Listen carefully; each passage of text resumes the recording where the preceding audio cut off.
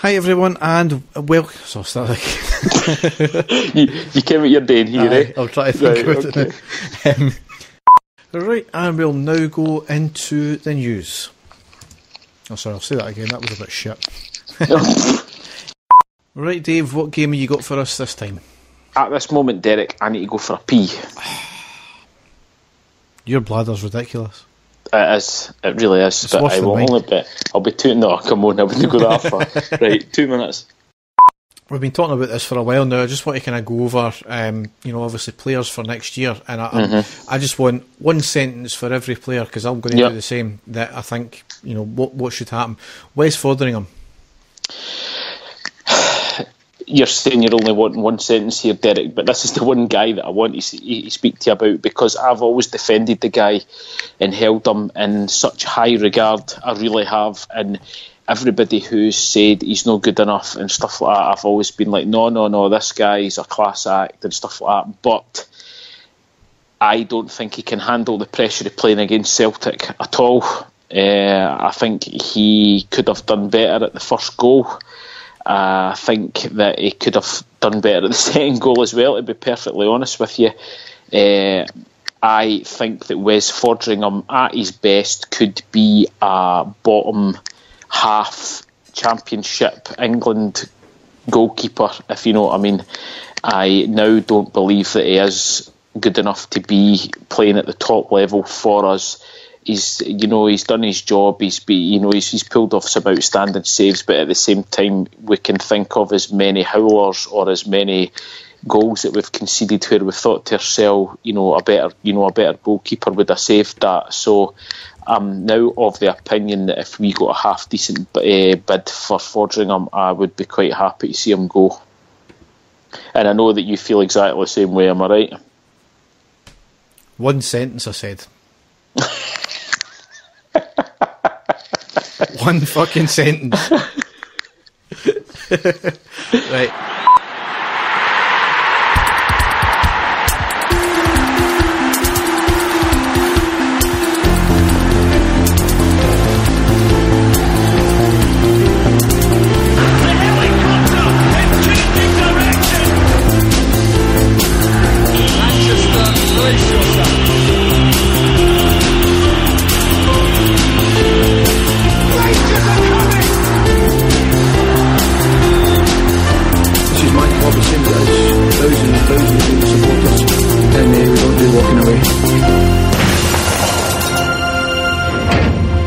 Hi everyone, and welcome to the next episode of the I Ready podcast. As ever, I'm your host Derek, and with me is my returning co-host Dave.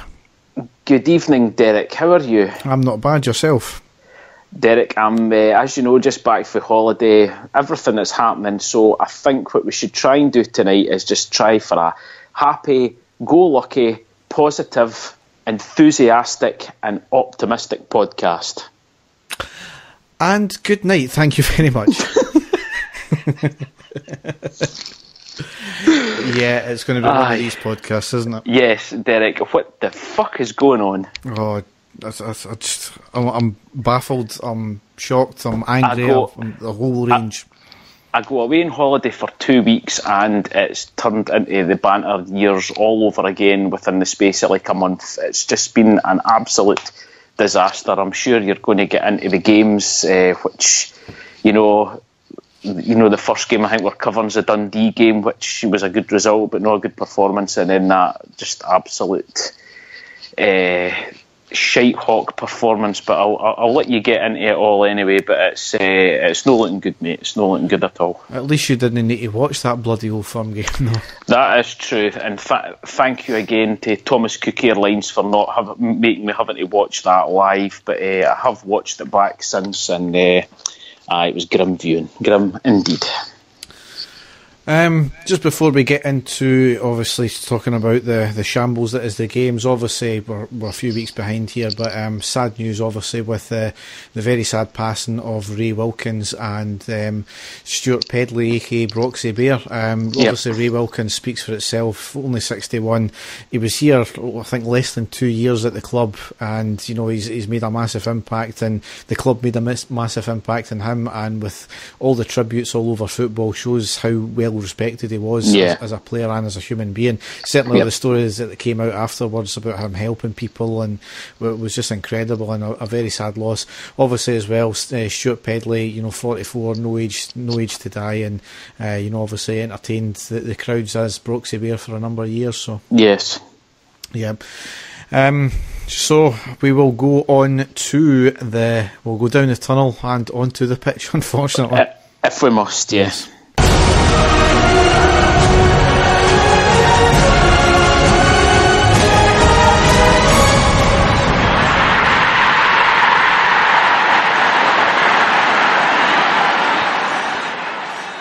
Obviously, we've got 2 games to cover before we get into the Old Firm game, and I'm just going to briefly cover them because we've got a lot to go over, and they're that long ago, I really don't care about them anymore. First game was Saturday 31st of March. It was a 2-each away draw to Motherwell. Shambolic first half, better second half. It was the old cliche game of 2 halves, and the same could be said about the referee as well. Penalty given to Motherwell in the 7th minute. It was never a penalty, and it was clearly offside, and they obviously scored from that. And we went 2-0 down after 15 minutes with some very, very poor defending, and we never really got going in the first half at all. Shocking performance. Into the second half, we certainly played a lot better, and again the referee was playing his part, and he gave a penalty on the 50th minute to us, which again was never a penalty. Probably is a more clear cut not a penalty than Motherwell's one. But Tavernier converted it anyway. 2 minutes later, we did score a fantastic goal from Murphy, and we made it 2-2. And anything else we tried in the game just really never worked, did it? We never created anything. We never converted anything we did try to create. So, as you say, that we were so poor in the first half, Derek, that our second half performance, which wasn't great, was a huge improvement on how poor we were in the first half. So I don't know. How you can really take that. It wasn't a great performance all round by us, but fair play, they did manage to get back in and draw 2-2. And we had a couple of wee chances when it was 2-2, maybe to take all 3 points, but it didn't materialise. And but how poorly we played in the first half, really didn't deserve the victory. So maybe the 2-2 draw was about the right result. Yeah, I mean, when you go then 2-0 down at half time, you instantly think, well, the best we can hope for is a draw. So it's more to the point, the fact that Motherwell have made their season, their reputation this year has been a very physical and pretty dirty team, actually. Very. I don't think anybody will disagree with that, and we actually made them look like very, very skillful players in that game, especially in the first half. I mean, they were turning us inside out at some points and were making the wrong decisions all the time. It was baffling the way we were playing, but as we've obviously come to see, obviously in the last game there, it's in these players to play well, but also, play absolutely shocking. So we'll leave that game there. Next game was Saturday the 7th of April. It was a 4-0 home win against Dundee, and I think 4-0 completely flattered us, and it gives a slanted view on the game, doesn't it? It does. I had the pleasure of watching the game in the Bluebell Bar in Tenerife. Derek, I went there with my son and my father-in-law to watch the game. It was a rather flattering result. I think the first half we were maybe just slightly the better team. I'll let you get into it in more depth, but certainly quite a flattering scoreline because we didn't really play that well in the match. No, I mean, the first surprise was the fact that Kenny Miller started really out of the blue. I know he was fit for a few weeks, but he was on the bench a couple of times, but him getting a starting place. Obviously Josh Windass got injured in the Motherwell game, so you were thinking, well, maybe Cummins was going to fill that spot, but no, for some weird reason Kenny Miller started, and it drew the worst of the Rangers support out as usual. There was a lot of anger on Twitter and on social media about that. And I did put out, a lot of people are going to look like fannies if Miller scores the winner, or rather when Miller scores the winner, and he did score the first goal, strangely enough. And it was a good goal, to be fair to him. But I mean, in terms of the team formation, certainly with Miller starting, Morella started up front as well. You could have been forgiven for thinking, well, we're going to go 4-4-2 in the game, but I don't think we did. I think it was the 4-2-3-1 or whatever the formation that the hell he plays. So a bit strange to see that. Anyway, at the start of the game, there was a minute's silence for the passing of Ray Wilkins, which was, as ever, impeccably observed. Yes. Again by the support. In the first half, we had 2 chances off the woodwork in the first 35 minutes, but really, up until that point, and even just about beyond it, we were offered really nothing. It was a very drab game from both teams, a midfield game. I wouldn't even call it a battle because nobody was really battling at all. Exactly. Very poor, and as I said, Miller did end up scoring, and the first goal on the 38th minute. It kind of came from nowhere. It was great work from Murphy as usual, and it was a good finish by Kenny Miller. So yes, good goal. And on the 44th minute, there was a minute's applause for Stuart Paisley as well. I did actually think it was meant to be at the start of the second half, and I think maybe a lot of people thought that as well, because there was a lot of bewilderment, and most people never stood up until 44 and a half minutes. So I think it was a bad timing there. I think maybe the club could have relayed that a wee bit better. Yeah. Into the second half.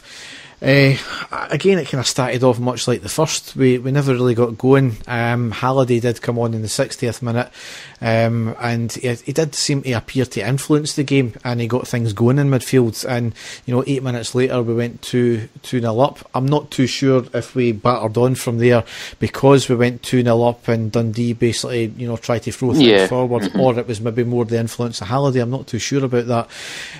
But anyway, the Morella's goal, it was really a simple tap in. After good work from Tavernier and Candias on the right hand side. On the 78th minute, there was a good move and a good finish from Murphy to put us 3 up, and we went 4-0 up on the 90th minute with Candias with a great move and a very unselfish pass from Dorrans, who could have taken it on himself, but seeing Candias, it was clear in the box, and he scored the goal. Yeah, no, it was a good goal, and as you said, there was some good play and some good moves, but I do think the scoreline flattered us slightly. Absolutely, yeah. It was dull performance. I mean, you've got to say we're kind of complaining about a 4-0 win, but it was the manner of the 4-0 win that I think for most of the game we offered really nothing. So on that note, Derek, I was watching it in the Bluebell bar. I want to say thanks to Craig and the staff in there for allowing us to put our picture crest up on their wall. They assured me that it's going to stay there from now on. They seemed quite delighted. Him and his father Campbell, who have ran the bar for years, know my father-in-law quite well, and when I went and spoke to him about it, he was delighted to put our crest up on the bar. So if you're ever in the Bluebell, you can see it away up in the back wall. So thanks again for that, Craig. I said I'd give you a wee mention. Anybody ever in Los Cristianos, go in and check out the Bluebell bar. It's a fantastic wee Rangers pub. Yes, and hopefully I'll be there later on this year, but so I'll be checking up on if it's still up on the wall. Excellent, yes, it better be. So, on the back of a 4-0 win, carrying a wee bit of, I wouldn't say momentum, but at least we won the game, and that was the main thing. We move into Sunday, the 15th of April. It was the most abysmal performance I think I've ever seen Rangers play. It was the most gutless performance I've seen from a football team, never mind a Rangers team. Obviously we lost 4-0 to Celtic at Hampden in the Scottish Cup semi-final. Before the game, I'm not too sure if this affected the team or not, or I can't see how much it would affect them, to be honest, because we all kind of knew this was going to be the case anyway. King issued a statement before the game, demanding the next Rangers manager wins the title. Didn't say Murty was going to be the manager, but he didn't say he was going to be the manager as well, and a lot of people think it might have heaped a bit of pressure on them, but, they're professional footballers, they're not fucking babies, It's the way modern day footballers get wrapped in cotton wool is absolutely pathetic, so... that's by the by. I had a ticket for the game. Me and my mate John went, and we kind of wish we never bothered now. No. Really, we played okay for the first 5 minutes. That's being polite, I think, and we really collapsed. We've shown absolutely nothing in the game whatsoever. Just to kind of, a wee bit before the game, obviously, Andy Halliday started, and people again were surprised at this. Yeah. I didn't see that as much of a surprise, to be honest, because as I said, he looked as if he certainly influenced the game when he came on, and against Dundee, and we were crying out for, fans have been crying out for a long time, we need an extra man in midfield. So we put the extra man in midfield, and people, still moaned about it. So sometimes there's no pleasing some people, but you kind of look back on it now, and it's maybe justified at the same time. I'm going to play devil's advocate here, Derek. I don't think that Andy Halliday is, and I hate having a pop at players, and I'm going to have a pop at a few of them, but I don't think Andy Halliday was the man to play in that position. And I know you say that you think he came on it and he influenced the game against Dundee. If he was going to play an extra player in there, I certainly would have put Ross McCrory in that position, playing in front of the defence, and he put McCrory in defence itself, which I think again backfired, because I think that McCrory has had a lot of pressure heaped on him. I think that we have put him up on a pedestal and made him out to be the new Franco Baresi, and there's a lot of pressure on the laddie, and I think he got bullied throughout the game, and I just think it was a bad idea to put him in the centre of defence. I think he'd have been far better playing it in front of the defence. But again, there's things that I want to speak to you about after you've spoke about the match as well. But certainly, hindsight's a great thing, Derek. That's that's the reason that we're talking like this at the moment. But I certainly was quite shocked to see Halliday playing in there. I think we were all wanting to see McCrory playing in that position, because I think he's a far better defensive midfielder than he is a centre half. I don't know if you agree with me there or not, but as I say, I'll let you get into the match and tell us what your thoughts are on it. Yeah, well, I mean, we'll cover the players individually in more depth later, apart from the few that I'm going to obviously mention. The first goal from Celtic, simple goal on the 21st minute. You had seen it coming for the last 10 minutes. They were knocking the ball about so easy, basically because we were backing off, we weren't putting challenges in, we were shiting it all the time. We just allowed Celtic to play, and we made Celtic look to be world beaters. Granted, Celtic are a better team than us, and it pains me to say it, they're a better team than us, but they are not as good as what everybody seems to make them out in the media. We made them look that good. Ultimately, they scored a simple goal, passing about, and it was simple. And what gets me about that first goal, Derek, is it's almost identical to two goals that he scored into us already like that within the last 2 seasons. That sort of pass, him running into the edge of the box, in the low curling shot. He's done it to us already. So again, it comes down to we're not doing our homework on the way certain players play, if you know what I mean, because I really did. I think it's been actually shown that it's almost a carbon copy, one of the goals that he scored already into us, and a very similar to another one that he scored into us. So it's really quite embarrassing when you can see that happening as well. So next goal was really another simple goal in the 38th minute, where Martin effectively ended up passing right to the attacker in the box. It was just diabolical, and Russell Martin started off first couple of games pretty good. He came with a bit of praise from the Norwich fans as well, and after this game there was a few Norwich fans saying, aye, that's the reason why we've sent him out alone. He's just totally regressed. He's not a centre back. He's not a centre back, and thankfully it was only a loan. I hope it's not like a Jamie Murphy where it's a locked in deal, because I certainly don't want him in the centre back position next year. It was a bit of a combined effort, because again, the boy McGregor was allowed to run free from midfield right through, and then when the ball broke to him, he was there, Derek. So collectively down the middle, it was very, very poor stuff. But as you say, that clearance was absolutely diabolical. There's no way that somebody who plays international football should be, a wee sort of sclaffed, half-hearted clearance for that doesn't even get out your own box. It was pathetic stuff. It really was. Yep. And then obviously the moment of controversy, which we're going to talk about now, was on the 39th minute, just after the goal. Andy Halliday was brought off and Windass was brought on. I questioned the decision to bring Windass on, not the actual sub, but to bring Windass on, not the type of player we needed there. The commentators, I watched the game back on RTV, and they said just before the sub, a change has to be made now. They never said booty a goose about the timing of the sub at all. They just said a change was made. And obviously we've seen the pictures. Andy Halliday was mouthing off. He called someone a fucking ball bag, and it's unclear if he was shouting at Murty, a fan, the bench, or something like that. I don't know who he was shouting at, but his attitude coming off was absolutely diabolical. What has been even more diabolical has the fans' reaction to subbing him. Because it was, you should have just gave him the last 5 minutes of the half. That's disgraceful. Murty's just hung him out to dry. He's made him a scapegoat now. I'm honestly just I'm lost for words with the fans with this one. I really am. Are you trying to tell me that when you're losing 2-0, everything's going to cock just because to save a football player's feelings, you don't bring him off with only 5 minutes to go to half time? At the end of the day, what happens if he was caught in possession, he made a mistake in midfield in the last 5 minutes and let go of another goal? Granted, he's not the only player that could have came off, because literally the whole 11 players could have came off at that point, but he was brought off nonetheless. Murty said he was making a change. Now, regardless of what you think about Murty, that is not the point in this situation here. He brought him off because he felt that he needed to make a change. Halliday was the player to come off at that point. That's what he felt. The fact that people are turning around and saying he was made a scapegoat is just the biggest load of bullshit I've heard in my life.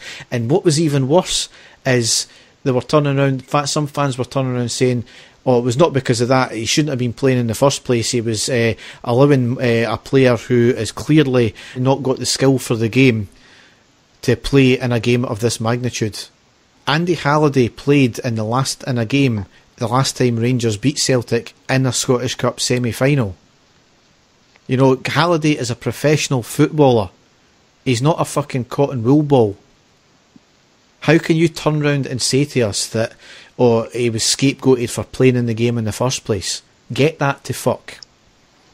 The whole incident, Derek, going back to the way he reacted, I'm sure right now he is, really regretting everything that happened there. I actually think it was a supporter that he was shouting at, because I think there was some people have sort of put the timeline to show that Graham Murty was on the touchline when he was walking up the stairs. It couldn't have been him. I think it was maybe a supporter that was sitting just in front that's obviously shouted, and he's shouted back or something like that. I'm sure he will be regretting everything that he's done. I don't think he will, Dave. I don't think he will. He's came back, he's played shite, he was out in the fucking wilderness of Azerbaijan or wherever the fuck it was, he's came back and now he's mouthing off to fans. If that's the case, whoever he's mouthing off to, he shouldn't have done it in the first place. No. His career was over at the end of the day. He's came back and he's played in one of the biggest games in world football, yet he plays shite and he's got the cheek to mouth off at someone, regardless if it was a fan or Murty, and he shouldn't have that attitude.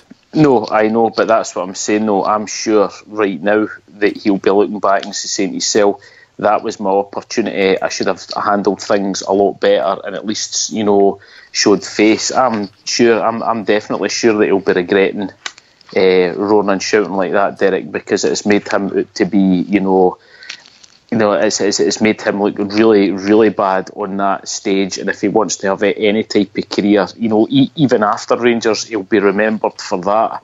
So I'm sure he'll be regretting doing that, definitely. What's your take on the actual sub in the first place, though? When I watched it back, I was a bit... I can see why he done it, because we were really getting hammered at that point and he wasn't doing anything. I will say one thing for Andy Halliday, I don't think he was playing any worse than what Graham Dorrans was. I thought Dorrans was absolutely abysmal in the match. I've not been impressed with Dorrans at all. I don't think that Dorn's done anything any more than what Halliday and Andy Halliday did. You've got to think that Graham Murray did have some sort of plan to change it, and it had to be Halliday that came off. But again, I'm quite baffled by it because he was bringing on his attacking midfielders. Surely Dorrans would have had to have played that more sort of defensive role, which he's no suited to, which maybe Halliday is slightly more suited to. So I was a bit baffled. The timing is a strange one, Derek. Right? Again, I'm not. I think it's maybe just because we're not used to ever seeing a substitution at that time in a match, because I can't think another time that has happened. If again, it all comes down to hindsight. If he'd have changed that, and Windass had picked the ball up and played a fantastic ball through and would have scored it, or he'd have done something positive before half time, we would all have been saying, oh well, that was a great move, but it didn't happen. But it was just a strange one there. I think it's just strange because we're not used to seeing substitutions made so early in matches, especially big matches like that. But I think he's obviously said to himself, I'm going to have to do something now, or it could be 3-0 before we go in at half time. You can only think that that's what his thinking was. I mean, the whole point people saying about, oh, you should have just gave him till half time. That was shocking what happened. I mean, I just don't. I don't get that mentality at all. If you're playing, as you said, and as I said as well, he's not he wasn't the only bad one on the field, and you can argue the tactics about it whatsoever in terms of, should he have brought this person on, or should he have brought that person on instead, or should he have taken this person off? That's no the point. It's the fact that fans are. Nobody's mentioned, the only people that are making him out to be a scapegoat is the fans here, not the actual manager. The manager made a tactical decision. You could argue that all day long if you wanted, whether the merits of that. But the point is, he's taking a player off. I think it was just more. It's more the fact that we don't see substitutions being made at that time, Derek. Normally, I honestly can't think, and I think it was more a degree of everybody straight away went, oh my God, he doesn't have a clue what he's doing, just because it's completely out of character for a substitution to be made at that time. And again, I can only think at that point he said to himself, shit, we're going to concede another goal very quickly unless I change it. That's the only way that I can see it. But because we've never been in that position before at a time like that in a game, you usually find that players are given to half time and then that's it. But it was a strange one for me, Derek. And I think, as I say, I keep repeating myself, it's just the fact that we're not used to seeing substitutions made at that time in the game. Anyway, we can argue the merits of that all day. Yep. And people have got their views. I've got my view. That's what it is. Second half, I'll admit, we did actually start off brighter up until McCrory brought the player down. He got the ball initially, but he continued the foul into the box and he brought the player down. And Celtic scored the penalty on the 51st minute to make it 3-0, and that was effectively game over. Obviously, McCrory was given a straight red card as well. I think there's a common misconception as well, because I did think this as well, but I spoke to a referee and they basically said that the straight red card is for intent. It's not for the fact that he's last man. It's if he's tried to play the ball. If you see it, he's went in a slide tackle and the ball's been there and he's missed the ball, then it shouldn't be a red card. It should only be a yellow. But McCrory has clearly still been continuing to trying to drag the player down when the ball's been nowhere near him, and that's what he's been given the straight red for as well. So that's where the whole double jeopardy rule kind of doesn't come into play there. So I don't know if your thoughts on why was it a red card or not, or your agreement that it was a red card or. I initially, when I saw it, Derek, I thought that's a foul outside the box, and there's a wee bit pulling by the two of them, and the referee's given the penalty, and I felt a wee bit aggrieved at first. Looking back, you can see it was still happening as he was running into the box as well. And I just had it in my head that if you prevent a clear goal scoring chance and it's in there, it's a penalty and a red card. I just thought that's what it was anyway. So. I mean, as I said, it's about intent, apparently. The referee was I would again say fairly quick to bring out the card in relation to that. I was up the other end of the stadium, obviously, so I couldn't see at the time whether it was or not a penalty. So, but obviously, looking back on it, unfortunately, inexperience from the player there. Yes, yep. Anyway, the game was effectively over there. Not long after, Candias came off and Alves came on. Candias went straight down the tunnel, mouthing off at something, and he looked upset, quite rightly so. He was upset getting brought off, but at the end of the day, he went right up the tunnel.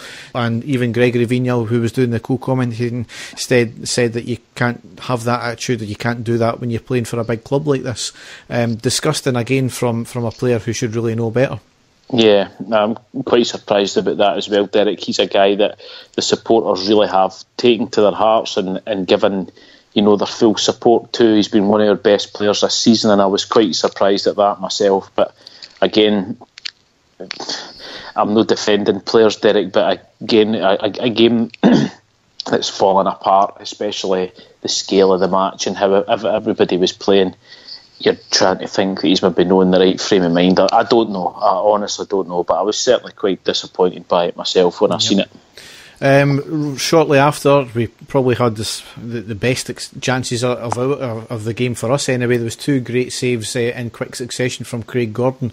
He does nothing all game, and then he pulls out great saves like that. Yep. So, and then just after that, the ball was played forward. That flicked up off the Celtic defender, hit the bar out to Morelos, who basically fucks it up. There's no other way of saying it. He fucked it up once again in a big game. And then, on the 76th minute, I think it was, me and John left the stadium. We had enough. We had a half-hour walk to get to our car. Knew the game was over. Couldn't be arsed with it anymore. And as we were walking out, we had just got outside the stadium. We heard a roar. And as we've since found out, a penalty was given. And it was a clear penalty again. Stupid penalty to give away, Derek, just out of frustration. Yep. By Jason Holt, but really again absolutely idiotic play by him, and he completely went for the boy and lashed it at him in the box, clear as day penalty, and at that point they really were taking the piss out of us, Derek. Yep. So the game ended up 4-0. I'll go into a bit of the fallout later, but I mean, to sum up that performance, I'm lost for words, because it beggars belief. You're in a cup semi-final. It's the last trophy you've got to play for. You're trying to stop your rivals getting a double treble, and every single player, including Rangers men, apparent Rangers men, give performances like that and give attitudes like that.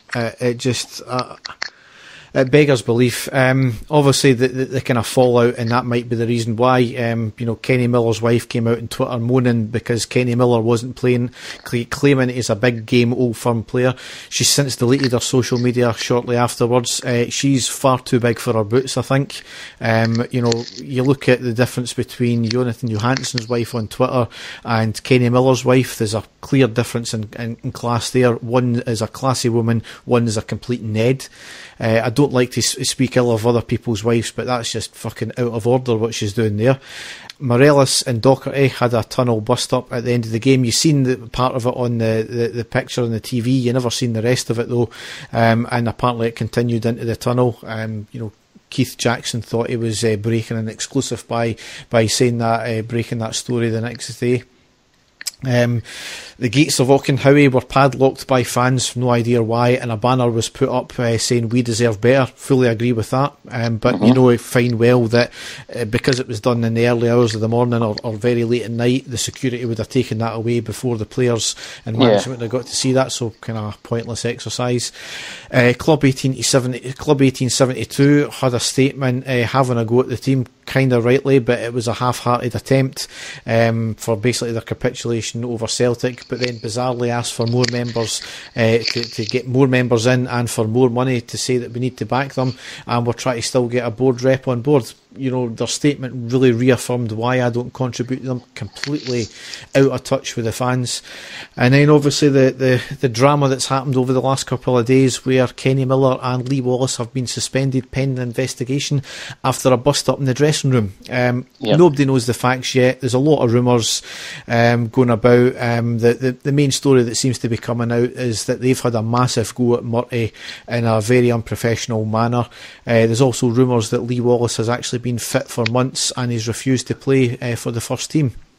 Lee Wallace's side, according to David Edgar, have came out and refuted that, but as I've said to him, they've got to say that, haven't they?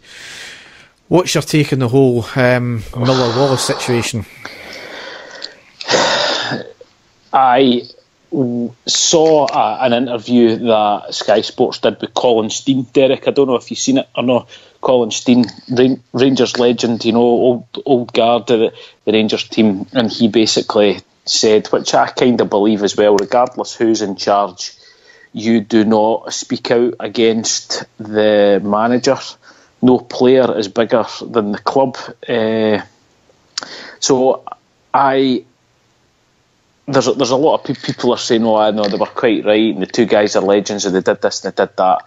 But at the same time, they're not running the club. They're not the manager. They are not bigger than the club. There are ways of going about it, and I know that tensions would have been high, but I would like to also think that the likes of guys like Kenny Miller and especially Lee Wallace would have gone about it in a different way and actually demanded a meeting with, the management in private to vent their frustrations and stuff like that. But the way that it's been portrayed is that it's been all out war in there, and they've been basically having a right go in front of all the other players. So there had to be disciplinary action, in my opinion, after that. Because then there would be like an all-out mutiny in the team if there isn't already. So I'm no surprised that that's happened. The fact that they've been suspended, I don't know what that's going to mean now, Derek. I don't know if that's both of them now finished with the club. I know that Kenny Miller's contract's up at the end of the season. Lee Wallace has still got another year after that. But I don't know if that now means that both of them have played their last game for us. There seems to be, and I'm sure it was you that put it out, there seems to be a bit of a pattern here, Derek. There are certain players that have been with the club for more than sort of 3 years who seem to down tools and seem to cause the problems if things are going tough for us. Seems to be the same ones all the time, and maybe Kenny Miller and Lee Wallace have been those, especially when Pedro was there and when Mark Warburton were there. I'm not saying that that was going to work out, but I would always like to think that my captain of my club is in there, whether he's injured or not, but he is in there to try and get the best out of all the other players and to try and help the manager as much as possible. That's clearly not happened at this stage, and I'm just really disappointed in it all, Derek, more than anything else. There's a lot of people out there are absolutely raging. How dare they do this to Wallace that stayed with us through all the problems and all this, and he's a legend, and the same with Kenny Miller and all that.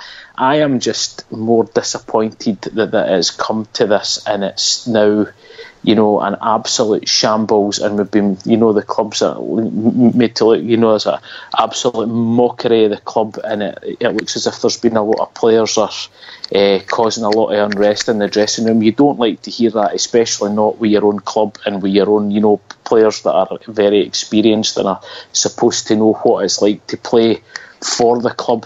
Regardless how badly the club are playing, Derek, if you're supposed to be the big Rangers man, you're in there doing your best to try and get in that team and play the best that you can. And if you're not playing, you're still doing that. Even off the field, you're trying to do your best for the club. And I'm just, as I say, disappointed that it's come to this. Yep, I mean, a lot of my kind of comments I've already put on Twitter, to be honest. We don't know the full facts yet. The meeting was held with an HR representative, so everything's been done above board. There's no slyness going on with the board or murky or anything like that here. In terms of Miller especially, there's been a lot of rumours about him, especially when Kishina came in, about he's been the leak to the press. Yes. Just very strange that once again something happens with Miller and there's another leak to the press. Yeah, it just seems very strange that. In terms of Wallace, he stayed for the fight, absolutely. Your loyalty only gets you so far. as I've said, if you act like a prick after the fact, then if you're the disruptive influence, then you're acting like a prick and you deserve everything that's coming to you. Simple as that. As I said to someone on Facebook, actually,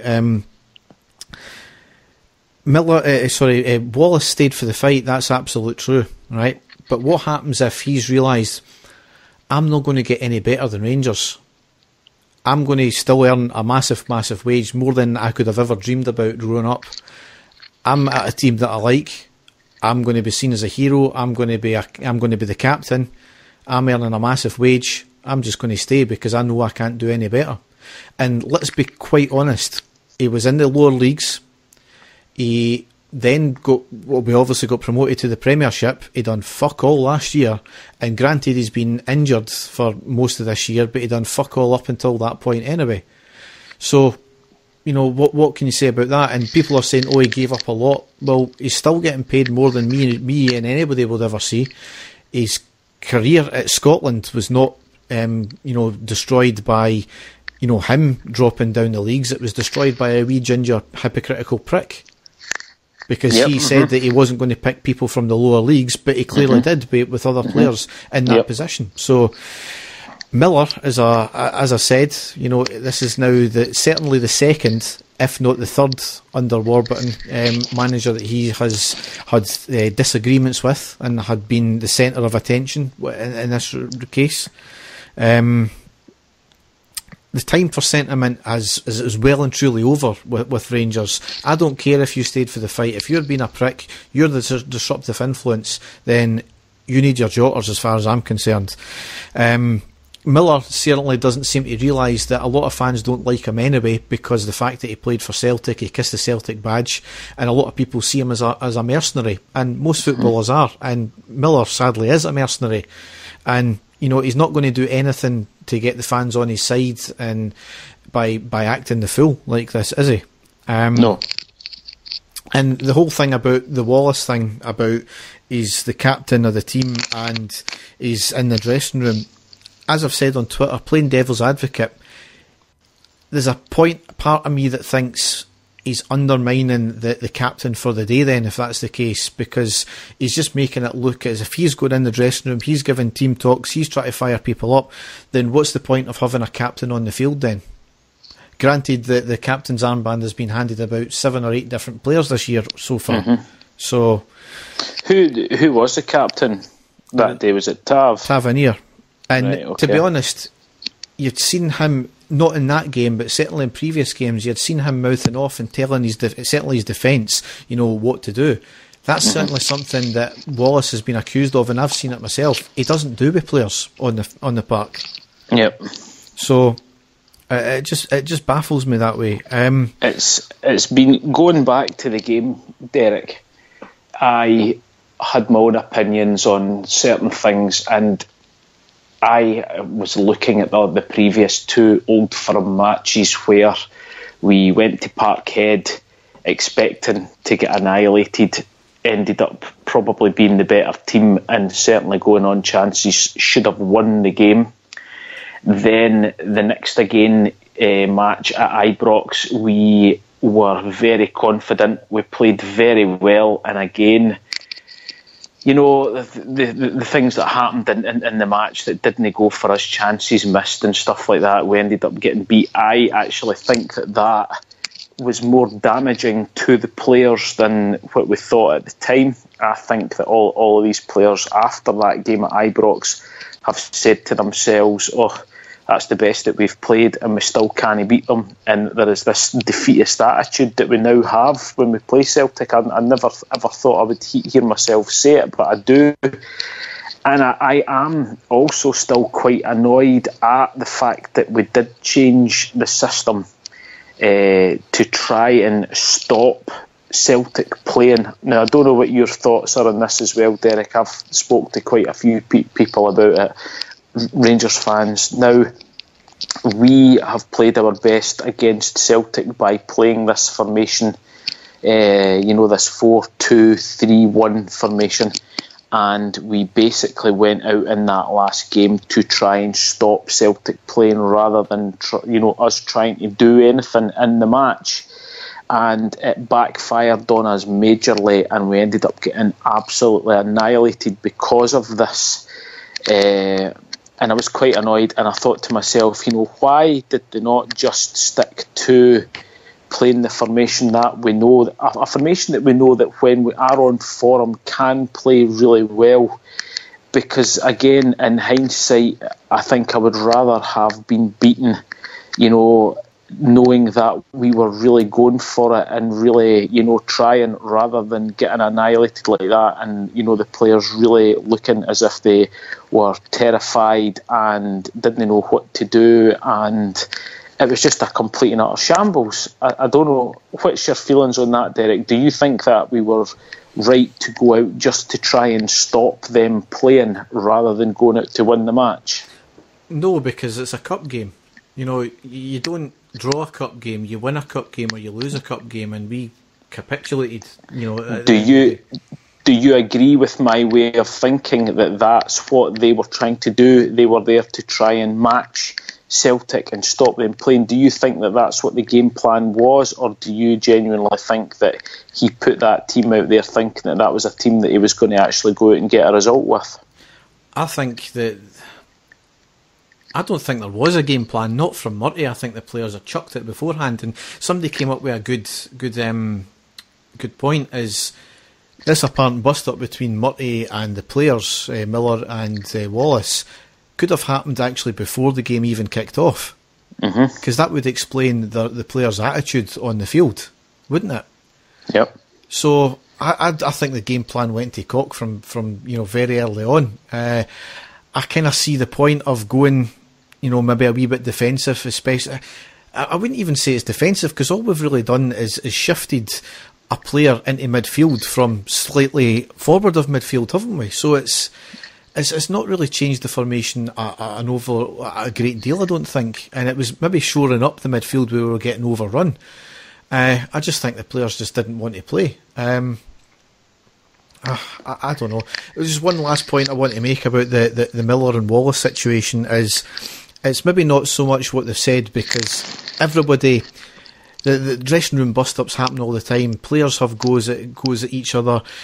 Players can have goes at managers at times. It's the kind of the old cliche of it's not what you said, it's the way you said it. Now, you go into your work tomorrow and you start shouting, swearing, having a big go at your manager in front of your colleagues. Just wait and see. That just happened. Aye, but just wait and see what happens to you.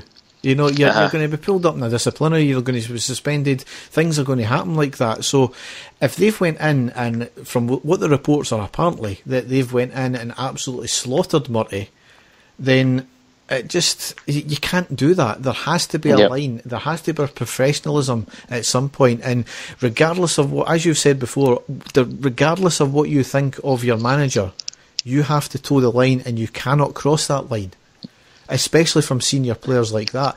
And see, the fans, it's again, the fans have turned this into a scapegoat situation, because if we had that word said about this whole situation, that Miller and Wallace are getting scapegoated by Murty to shore up his deficiencies as a manager.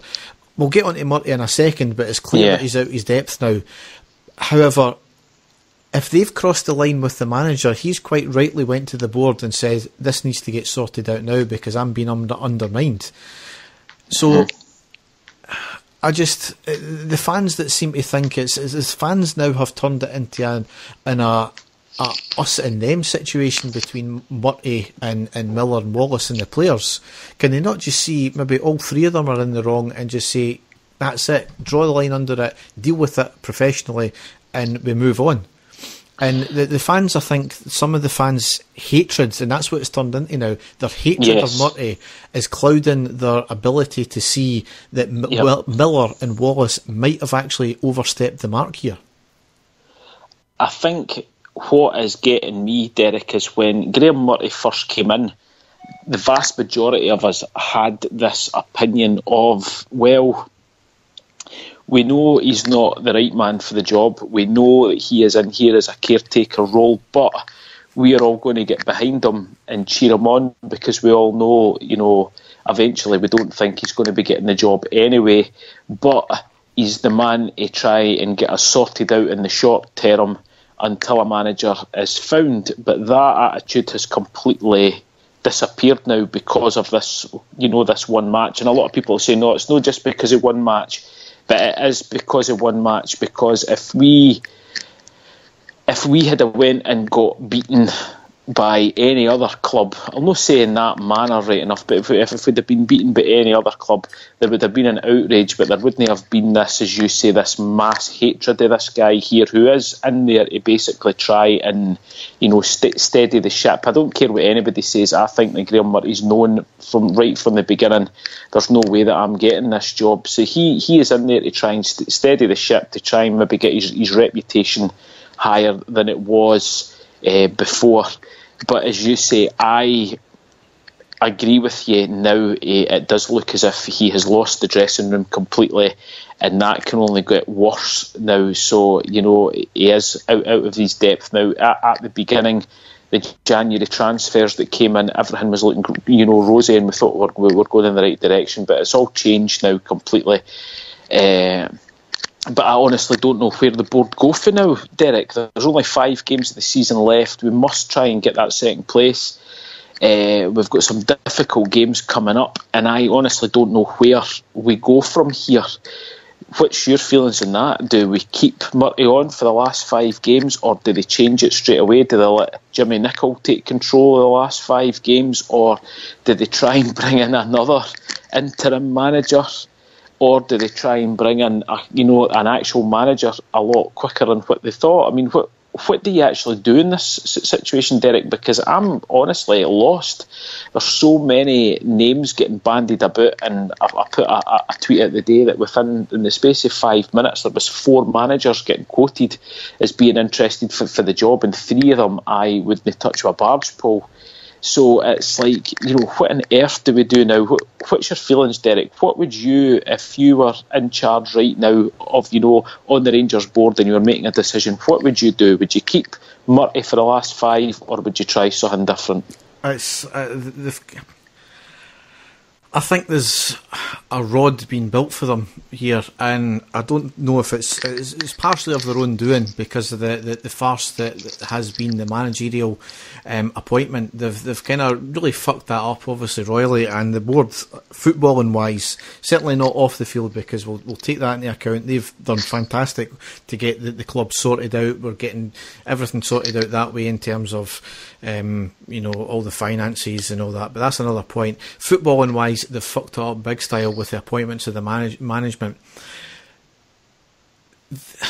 I would like to think, and I fucking hope, that they've got their target, their first choice, and at least their second choice in place in terms of they've got them. They need to be speaking to them right now, because see if this drags on any longer until the end of the season and they haven't spoken to anyone yet, then the board honestly need to go right now if that's the case, because they've had, obviously since Murray got appointed as full-time manager till the end of the season, they've had all this time, that's 6 months to appoint a manager. No, it'll be nearly 9 months, won't it, by the time next season comes round. So they need to be speaking to them now. There'll be a perception because of what's happened with Wallace and Miller that they can't get rid of the manager now, I think, because then it wouldn't give the manager the backing, and then it'll make their case against Wallace and Miller weaker, because they're now getting rid of the manager who's had the issues with them in the first place. Mm-hmm. So I don't know, it's a difficult one. I think they've got to go on fans' reaction here. I would like to think that the fans liaison officers scouring the internet and looking at fans' reactions, and obviously the internet's not the be all and end all of it, because sometimes you forget you're looking at profiles and you think that they're grown men who can have a reasonable argument with, and they've got reasonable things, but then you forget sometimes a lot of these folk are teenagers online and they just scatterbomb everything. I know. I think the best case scenario, I think, is they remove Murray and wish him well, and if he goes back into his normal day job, as it were, I don't know if that's even going to be an option for him now. But you're getting into the situation now. You've got a caretaker for a caretaker if you appoint the likes of Jimmy Nicholl. So I'm like you. I really don't know. But for I do know one thing is they need to be speaking to the manager they're going to get in place for next year now. That's quite plain and simple. Mm-hmm. I don't know anything else other than that because it's a strange situation. Only we could get ourselves in, isn't it? So exactly. Going back, Derek, and again we're going with you said you were going to talk about players and individual player performances and all of that. Is there any player on that team that you thought did anything during the game at all against Celtic? Is there any player that you said to yourself, oh, well, at least he's getting 100%, or at least he's causing problems, or at least he's doing this, or at least he's doing that? I didn't get to see the game, Derek, as you know. I've only watched back highlights and scanned over the match just to see where the goals and who was at fault for the goals and stuff like that. You were actually there. Was there anybody at one point in that match, did you say to yourself, oh come on, he's going to give us something, or there's been a wee spark there? Is there anything at all? No, simple as not one player showed anything, I think. And again, that goes down to the attitudes of the players. So there's really no much more I can say about that. Not one player gave anything in that game. I mean, in terms of next year, these players, I think that for various reasons, I think should go. I think Wes Foderingham, Tavernier's going to be there for a while because he's just signed a new contract. Declan John, he's good going forward. He's not a defender. Cardoso will be away because he's never been given game time. Lee Wallace, whatever happens with him, he's got a year left. I think he'll be away. Delsey will be away. Ryan Jack, we need to keep him. Kenny Miller, get him to fuck. Graham Dorrans, a big disappointment. See if he's played in his right position. I think he could become good. Josh Windass, play him as an out-and-out striker. I think he'll be good. Joe Dodu, sorry, he's had enough. Go. Herrera, definitely go. Halliday, definitely go. Lee Hodgson, definitely go. Jordan Rossiter, definitely go. Morelos, what were we thinking if that bid was real? If that bid has been real, what were we thinking turn that down? I know. Candeas needs to get his attitude sorted out because he blows hot and cold sometimes, but probably been our best player this year. Yep. Alves go. Jason Holt, I don't understand why fans love him. David Bates, he's obviously away, which we'll get into. Jack Anick, he's never done anything wrong, so keep him. Cummings, I don't think he'll stay now because he's never been given game time, but I think he should stay. Sean Goss, flatter to deceive, but I don't think we might be keeping him. Murphy, definitely keep. Halloran, get out the door. Liam Kelly, keep him, sub-keeper. Russell Martin, get out the door. Barjonas, I think he's gone, is he not? No, he's on loan, I believe. Right. Ross McCrory, definitely keep him, but play him in centre mid. Defensive mid, sorry. Kyle Bradley, don't know who that is. Serge Atakai, I've heard good things, play him. Greg Docherty, keep him. So we've got a five-a-side team for next year then, Derek? Effectively, yeah. I mean, is there any one of the players that I've said let go of, would you keep? No, you're probably right, to be fair. I think, as I say, there's been a lot of huge disappointments in there, especially the big-name players. Alves and Dorrans, for me, should be playing at a much, much better standard than they are at the moment. And if Bruno Alves gets in Portugal's World Cup squad, then that'll be unbelievable because he's done nothing for us. And as I say, so disappointed with Graham Dorrans, so disappointed with him. Yep. It's unreal. You're probably right with the vast majority of them. I think if we got half decent bids in for any of our squad, you would get rid of. The thing, as I say, about Ross McCrory is I think we have built this guy up to be either the new Barry Ferguson or the new Franco Baresi, which he's not. He's a very, very good player, and I think he is the future of the club, but he's not at that standard. He's not there, and I think he got found out big time playing against Dembele, which again wasn't his fault because there should be somebody alongside him really. He put their arm around him during games to help him out, and he never got that at all. But definitely would like to see him getting played as the defensive midfielder. I think that's the position that he should be playing in, not centre half. Yep. I agree with you there. Just in terms of the table, we've played 33, won 19, drew 5, lost 9, scored 67, conceded 38, goal difference plus 29.62. Currently sitting in second, equal points with Aberdeen, but we've got a plus 15 better goal difference. 13 behind Celtic, 3 ahead of Hibs, 10 ahead against Killie, who've got a game in hand.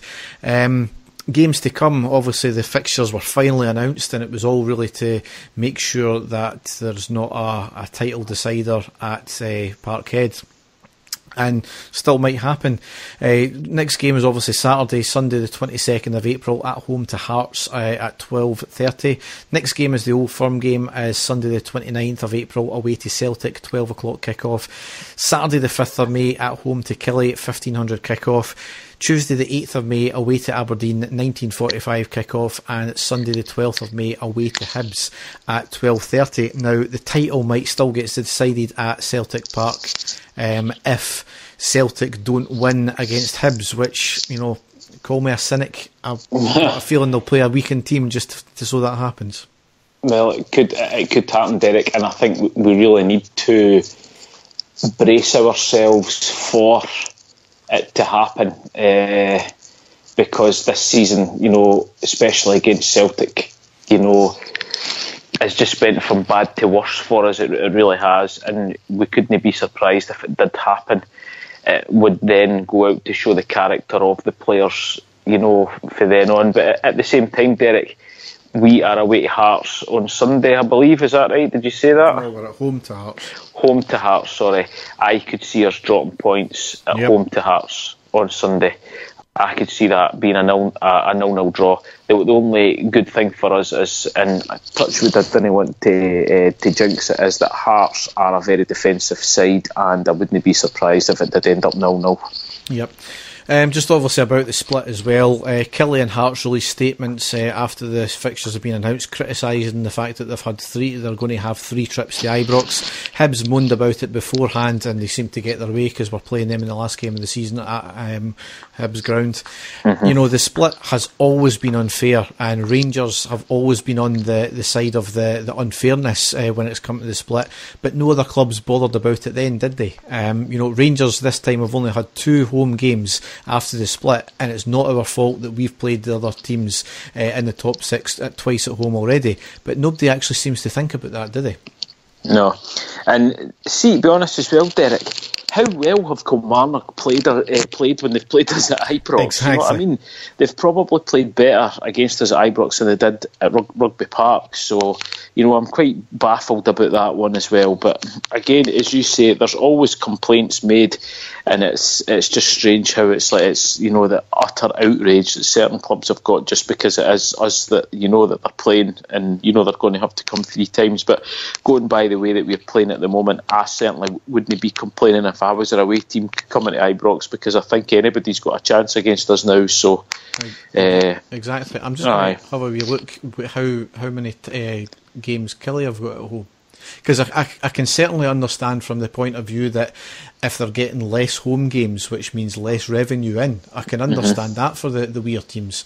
Killie have got 2 home games as well, so it's you know, detriment to them as well. But so the split has never been fair, and that's the whole point. No. They only ever moan about it when Rangers are getting the slightest of benefits from it. Anyway, as you said, it's going to be a tough game against Hearts. All the games, to be fair, are going to be tough, and we'll see if the team have got it in them to actually get the points. But to be honest, I don't think they do.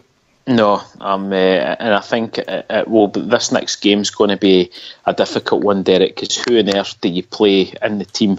Do you bring the axe out and chop quite a few players that have not been turning up, the likes of Dorans, the likes of Morelos? You know, do you bring in Cummings for the remaining 5 games? I don't see why not, Derek. No. The guy's got, he's got that attitude where I don't think anything would really put him off. So why not give him a shot, either up front with Morelos and go with a 4-4-2, or, you know, have him with Morelos coming on, you know, as a sub and stuff like that in the second half. I would certainly play him. I think the big problem that we have is in defence more than anything else, because Martin has just been so poor in the last few games that I would fear him being in, and I would go so far right now, Derek, as to say that I would rather have Cardoso playing in there than Martin. I don't think we've seen enough of Cardoso to really actually make a proper judgment on him. That's exactly the thing. So exactly, and I would say right now that Cardoso is he's a prospect, a young Portuguese prospect, so why not play him in there with, if it's going to be McCrory that's in there, then put him in, or do they play Alves for the last 5 games and put him in with McCrory? As I say, I don't want to see McCrory in there. I think McCrory would be far better for the defence playing in front of them.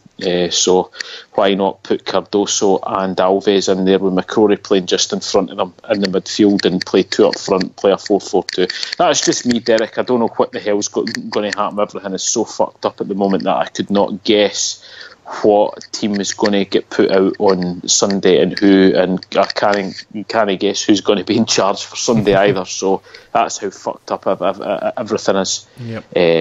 It's such a shambles at the moment. But anyway, so we'll end it there, and we'll go into a classic match. Manchester, brace yourself. Rangers are coming! Right, so Dave, take 2. What have you got for us this week?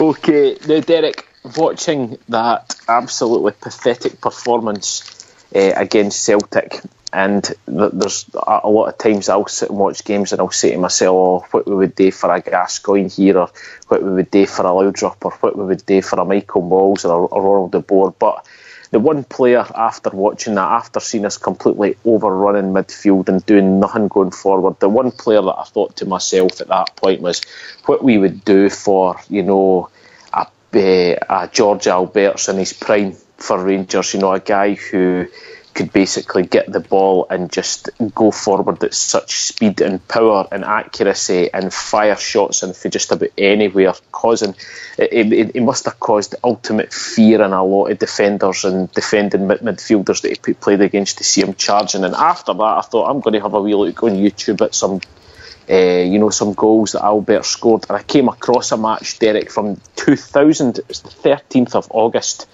2000, and we played a match away against St Mirren at their old ground of Love Street.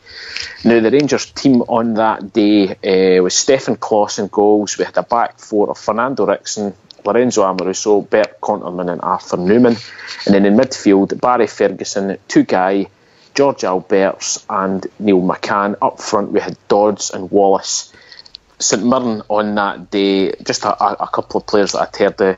Ludovic Roy in goals. They had Jose Katongo, Mark Yardley, Nicholson playing. Guys who'd played in the Scottish football for a long time. But St Mirren weren't fancied on this day, Derek, but we always got a tough game at Love Street, and this turned out to be a fantastic performance with George Alberts on the day. So the game kicked off for Rangers at this point. We were on the front foot and we had a great chance.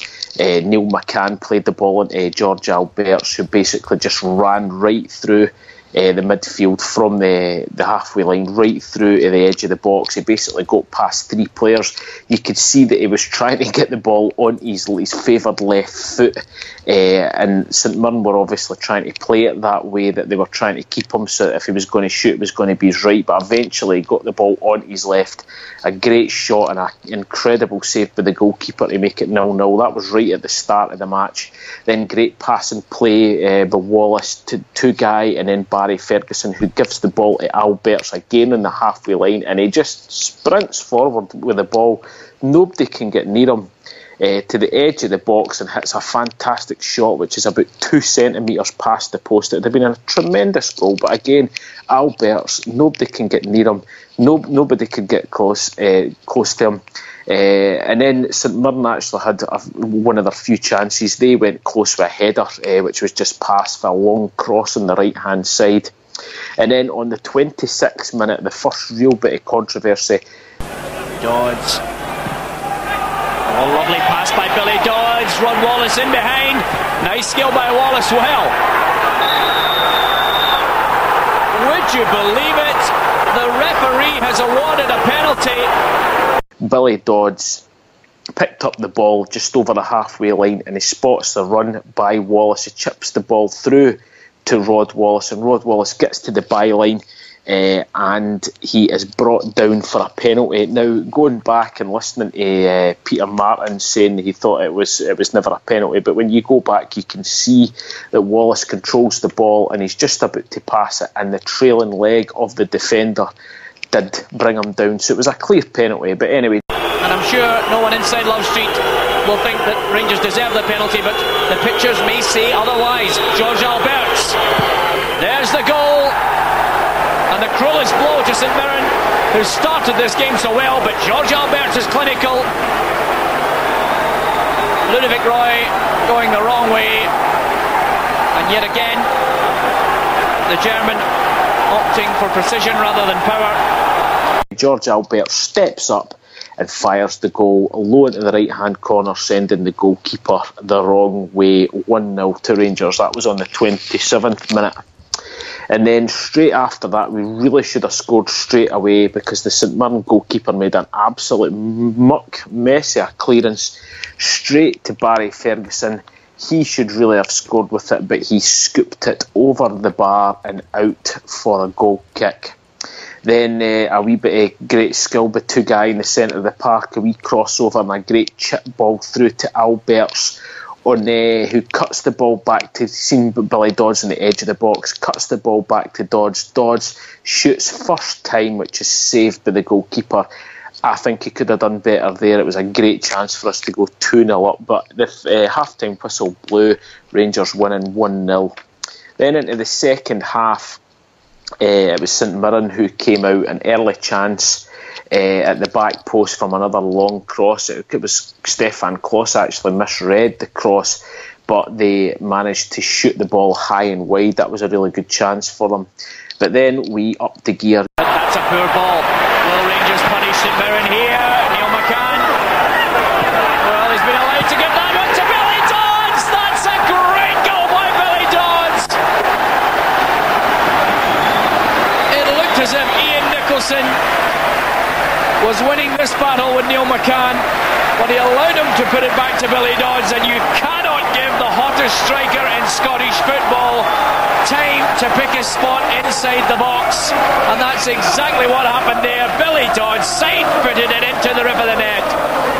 2-0 Rangers. Billy Dodds, goal number 7 of the season.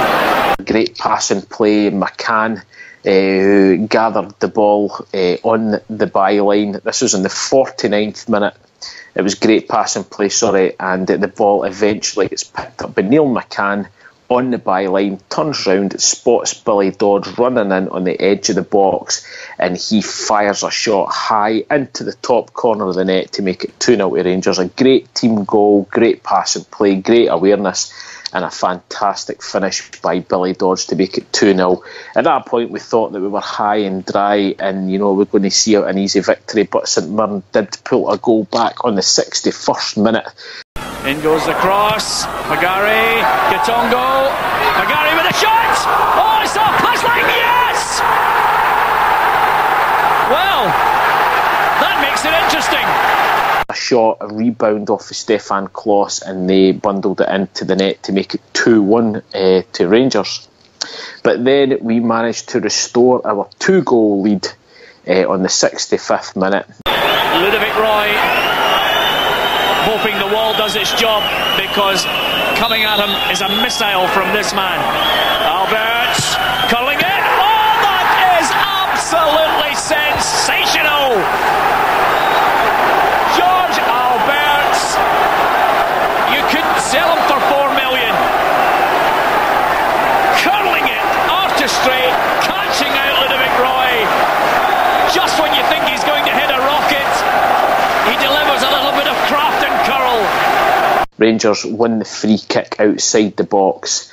And, everybody was expecting that it wasn't in the edge of the box. It was a good, far distance out for Alberts to hit it. But you knew that if he got it in target, there would be a chance for him to score. And you could just sense the St Mirren players knew that as well. But rather than George Alberts going for a pile driver of a shot, he tricked everyone and curled a low shot. Still had plenty of pace on it, but the sheer skill on it, low right round the defenders in the wall and past the goalkeeper into the bottom right hand side of the goal. Absolutely fantastic goal for George Alberts, and that made it 3-1 to Rangers. He really was a constant threat all game, Alberts. Absolutely sensational. And then coming to the end of the game, we could have had a fourth goal. Neil McCann with a fantastic cross in the left to Billy Dodds. Billy Dodds headed the ball back in towards the 6-yard box to Rod Wallace. Rod Wallace was facing the other way but tried an incredible overhead kick. The ball came crashing off the bar. So really unlucky with that one. But the game did finish 3-1 to Rangers. And the last bit that I've got written down here, Albert's sheer class. Yep, a fantastic performance and a fantastic result. See, when you said initially it was going to be St Mirren, I was thinking, what fucking hell's classic about that? But watching back the highlights, it really actually was quite a good game. So it was a good game, and as I say, getting to see Alberts, that's I sometimes like the sort of bread and butter games, Derek, because you do get to see players who are maybe not playing at that big level, like the big European nights or the Old Firm games and stuff like that, but guys who still turn it on even against, the smaller clubs at the tighter grounds where, the crowd are right on top of you. And Alberts was just sensational that day, really was. He never let up all game and just an absolute joy to watch. Yep, absolutely. And what was good, the fact that he was, and even the commentator highlighted, he was placing shots rather than just blasting them. So he had that to his game as well. So. Yeah, no, it was absolutely sensational. I think we forget a lot about what Alberts actually did for the club, because with that many quality players at the same time, but he really was an absolutely sensational player for Rangers. And I know our friend Graham, who has done the pod with us before, actually got to meet him, and he's one of Graham's all-time heroes. So I was really pleased for him that he got to meet him. We'll get Graham back on soon just to tell us all about his day that he had meeting Alberts and some of the things that he got to ask him and that. So, but again, if you get the chance to go back and watch the match, go on just to even see the way that Alberts played into his free kick as well. Just absolutely brilliant. Yep, fantastic game as ever. So we'll now go into the news.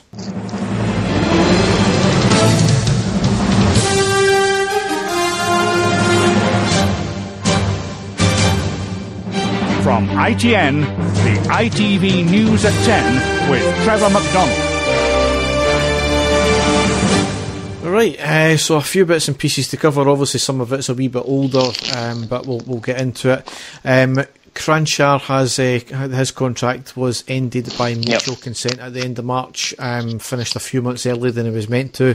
Sadly, never worked out for him. He was, obviously, at the end of last year, I think it was, he was starting to get back into his stride, and he got another injury.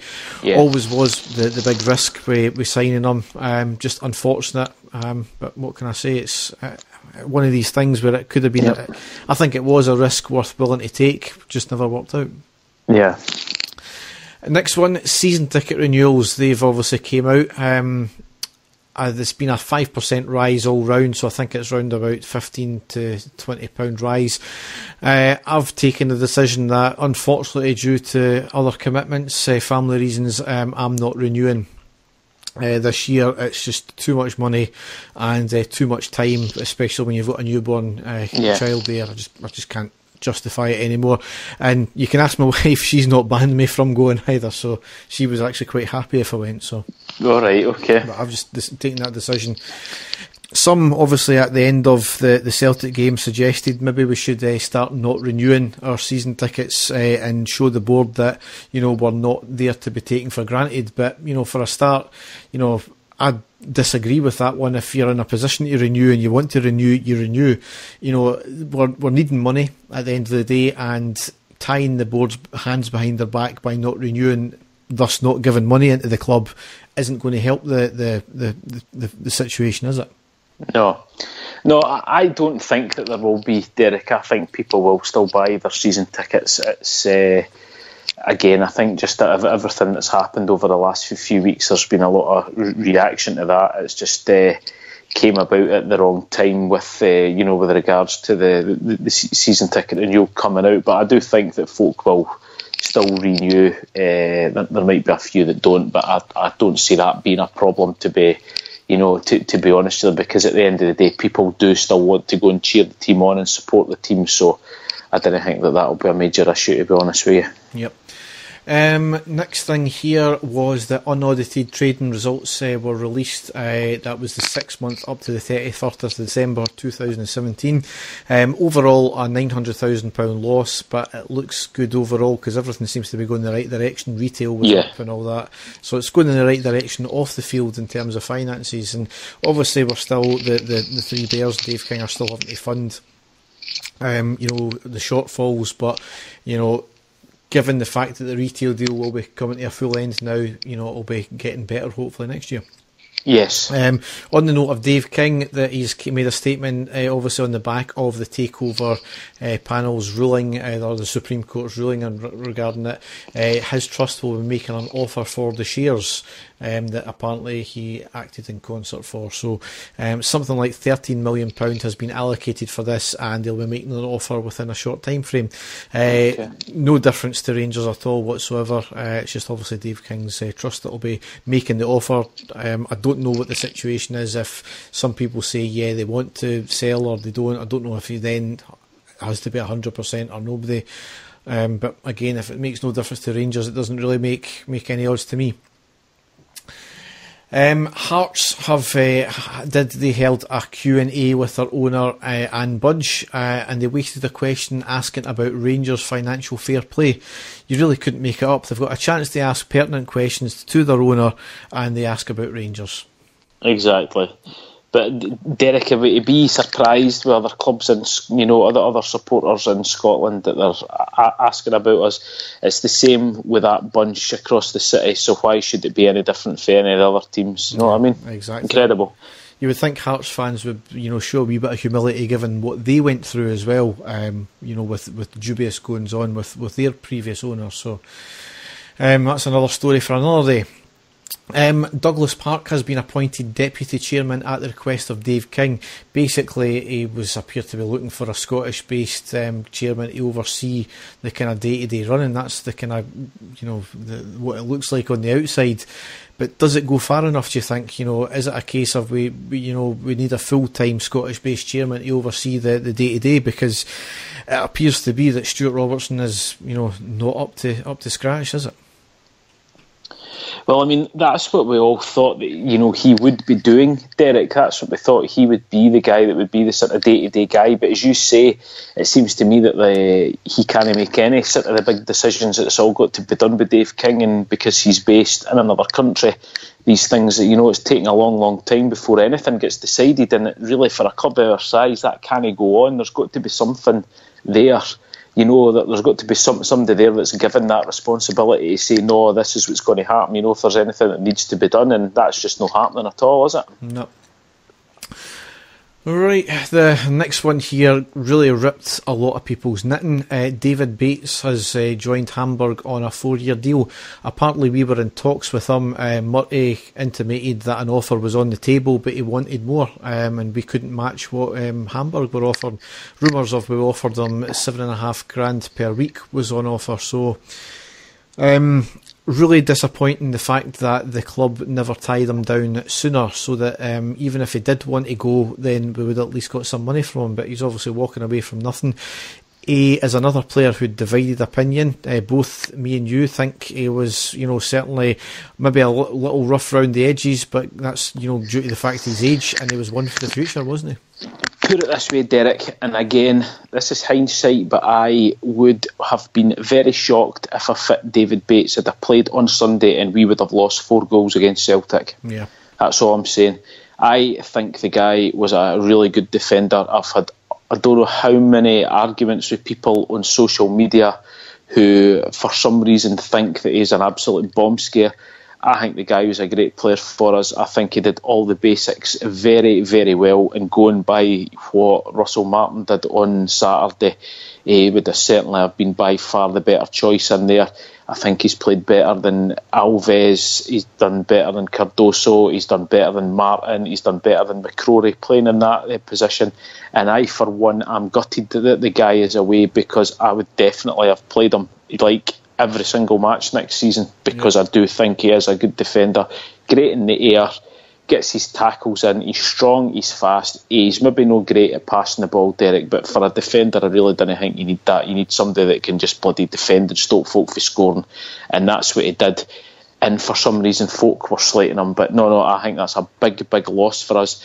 And I'm quite surprised that he is away, and don't get me wrong, it's playing in the Bundesliga would be an incredible achievement for a young Scottish guy if he was going to get his game, but the way that Hamburg are playing, they are right in a relegation battle at the moment, and there's a chance that he'll not even be playing in the top league next season. So, but let's face it though, the second division of Germany is a lot better than the Premier Division of Scotland, isn't it? Technically it will be, Derek, but not for being noticed, not for getting a chance to, be playing international football, not for a chance to be picked up by, a team in England. And I'm not just saying that that's the be all and end all, but I think playing for in the top half of the SPL in Scotland, you are certainly noticed a lot more than you are playing in a lower league in another country, regardless if it's better football or not. Yeah. There's obviously a lot of people have been ranting and raving, well, we're paying Alves, so much money, we're playing Crancher and all that, surely just get rid of them, and, that means we can easily give the money to him and, make him a bigger offer. I don't know where, and it's just all of a sudden came round to this, that apparently we're paying Alves 30 grand a week.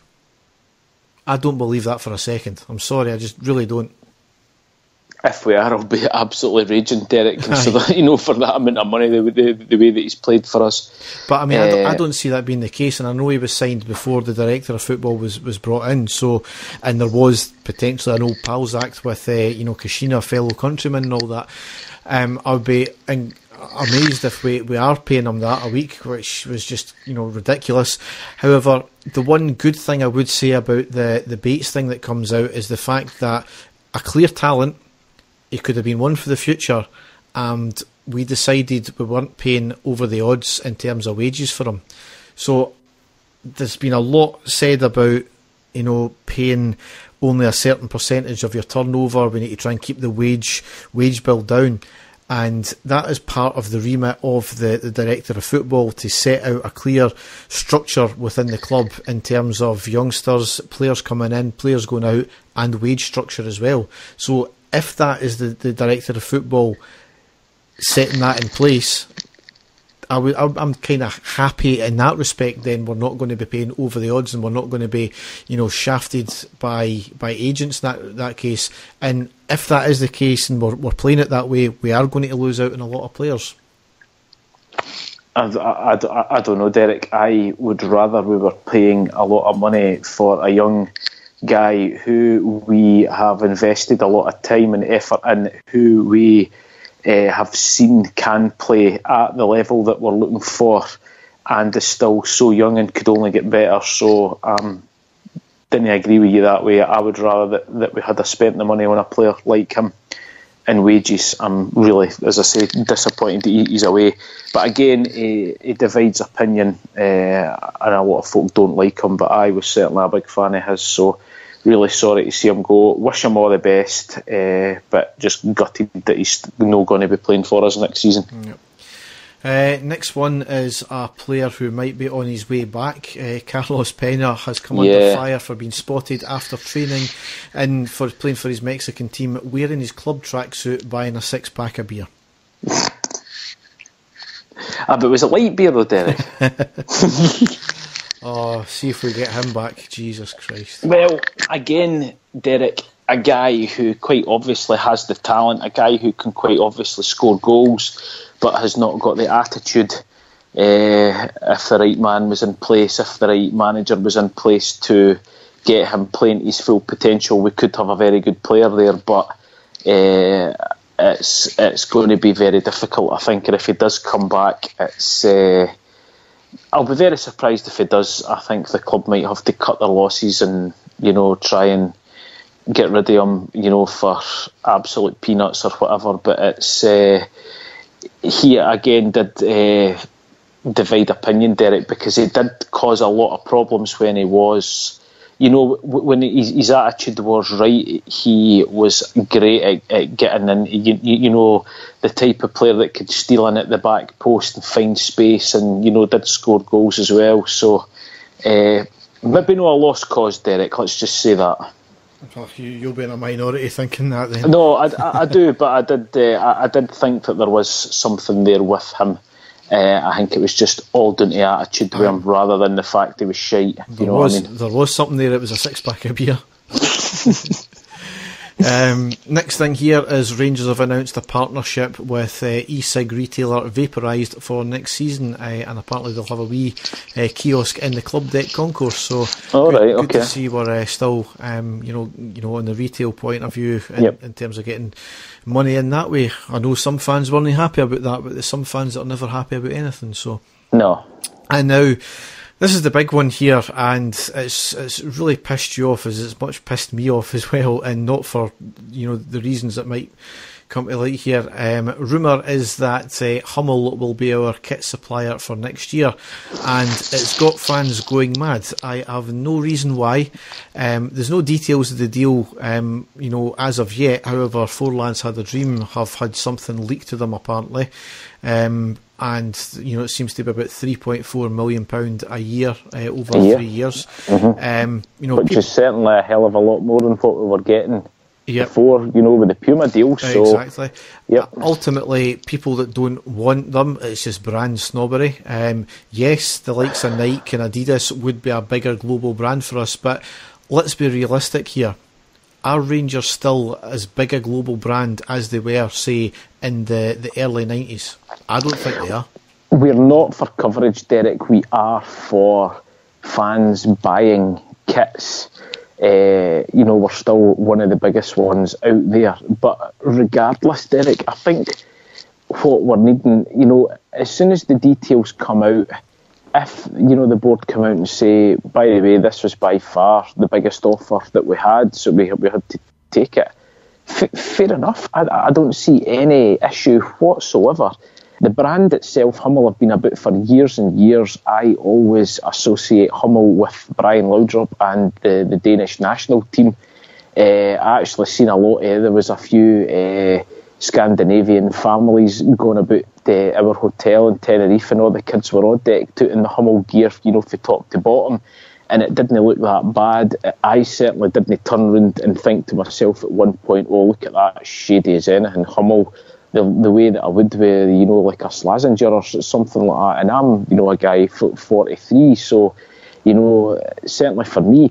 But the thing that's really pissing me off, Derek, right, big time, is that up until 3 or 4 years ago, would you have said that New Balance were a state-of-the-art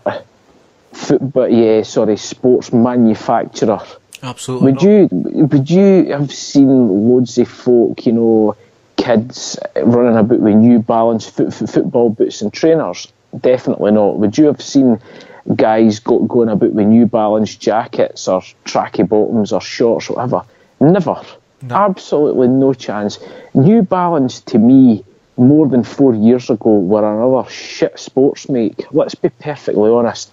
But then they went out and they sponsored Liverpool and they sponsored Celtic for their kit manufacturers, and now all of a sudden New Balance are fucking, the most fashionable, the best brand of sportswear out there. What a lot of absolute fucking nonsense.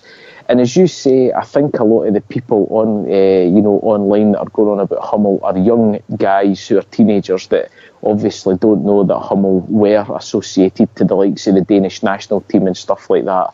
And, you know, we've been seeing their kits gone about for years. And I really think that folk really need to get a fucking grip here. It's all about the club making money and making money off the retail deal. That, for me, is a really good, you know, stepping stone for us. £10 million over 3 years. It may not be as much as what Celtic were getting, but they're getting Champions League exposure. We're not. It will certainly be by far the second biggest shirt sponsorship deal in Scotland, and I am, if that is the case, I'm more than happy for Hummel to become our, you know, to make our strips, because it is all about getting profit in for the club. So I think a lot of folk are really needing to get a fucking grip here, let's be honest.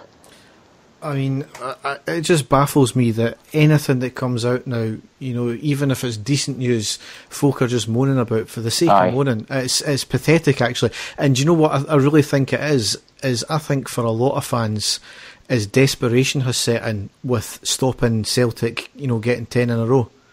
And yeah, we never want them to get it. We'll never fucking recognise it for a start, because it was 4 years we weren't there. So, but the fans are getting a wee bit desperate, and yeah, things are not going well again just now. You know, there's a farce happening within the club, within, you know, the boardroom, the players, the management. You know, there is issues. We all know that. But, you know, when you get good news like this coming along, you know, embrace it. So exactly, yep. And see, the thing about the whole 9 and 10 in a row thing is, I don't know if anybody listens to it, but Cy Ferry does a good podcast, and obviously with McCoy's doing it, I'm pretty sure most people are aware of it. I listened to the Alan Stubbs one, the first part of it, and when he signed for Celtic, you know, it was in the towards the end of stopping Rangers getting 9 in a row, and when he was asked about it, you know, just when he joined the club, he admitted he knew nothing about it. Outside of Scotland, 9 and 10 in a row means fuck all to anyone. Yep.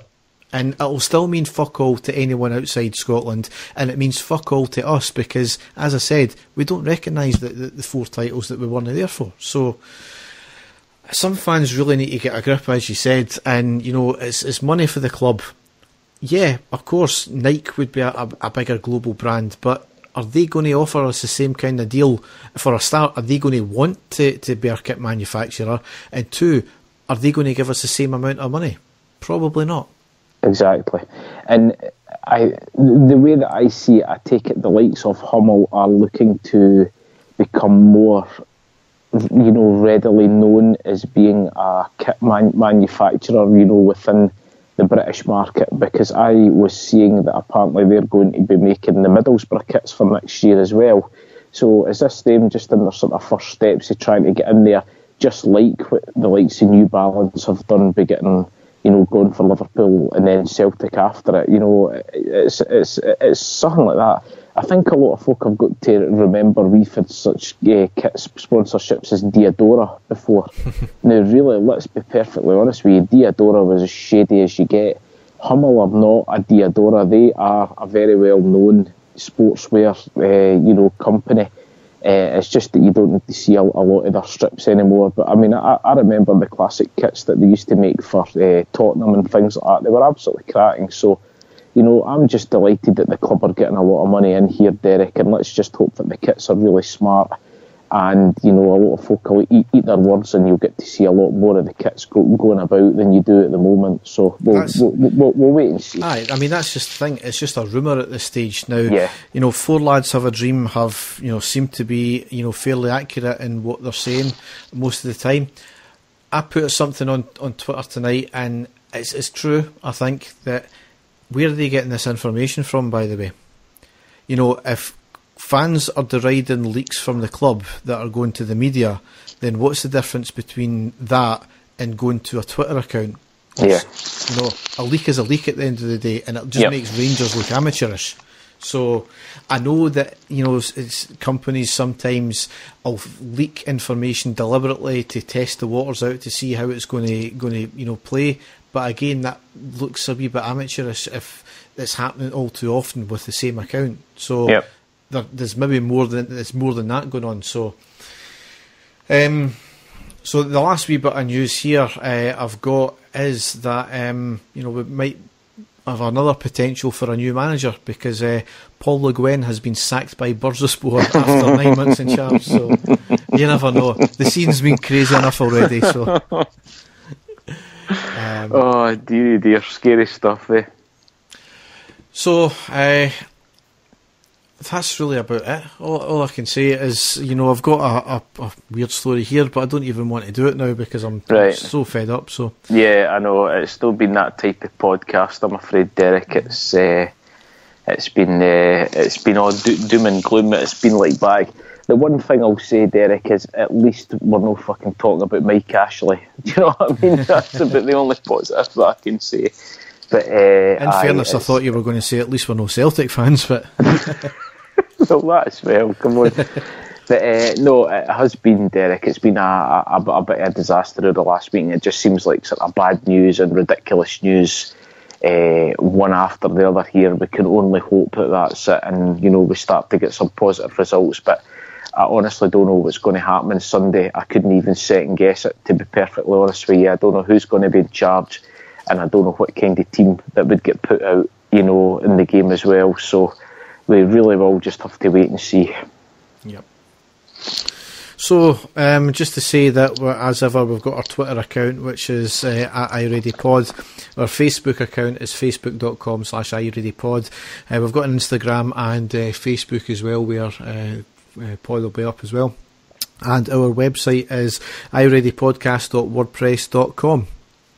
Oh, before we go, ex-disgraced player Joey Barton, now of TalkSport fame, has been given his first chance of football management and is the newly appointed manager of Fleetwood Town, who I believe are in England, Division 1 in England, I believe, now. So we'll have to see how that is. I think... going by some of the reactions I've seen on Twitter, I think everybody's already predicting that that's going to be an absolute disaster. But who knows? He certainly talks a good game, so we'll wait and see if he's got what it takes, to have a crack at management or not. So that's just another strange story that's happened today as well. That's got everybody talking on Twitter also. You'll have them speaking in a French accent in no time. Exactly. Right, so that kind of wraps up the pod. Thanks for listening, and R.I.P. Dale Winton. Yes, that's terrible. We're laughing about that. Yes, R.I.P. Dale Winton. Bye. Good night.